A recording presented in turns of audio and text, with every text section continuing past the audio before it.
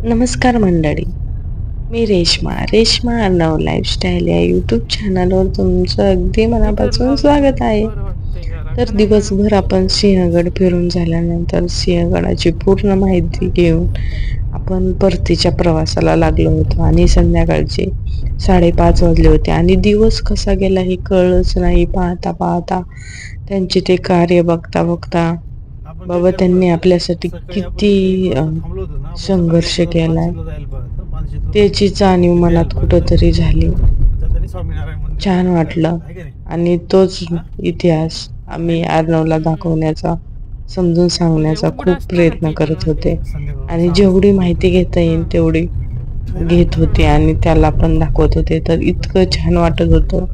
दिवस चांगला गेला, चांगल्या माणसांसोबत गेला, याबद्दल खूप मनात भारी वाटत होतं.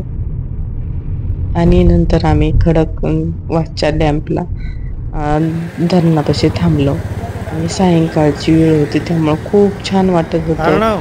थंडगार हवा आणि ते पाण्यासोबत येणारी झुळूक खूप छान वाटत होतं. आणि इथं आल्यानंतर जुन्या आठवणी ताज्या झाल्या.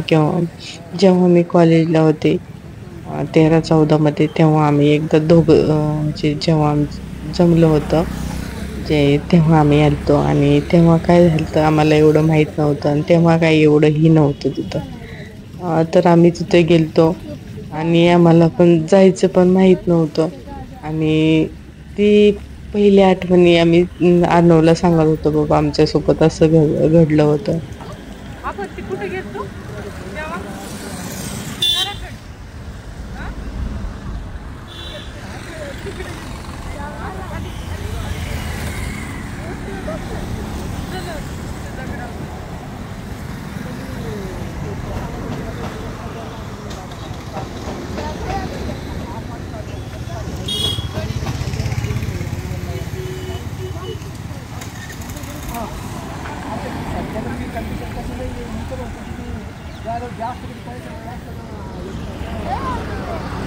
इकडे बघ रे.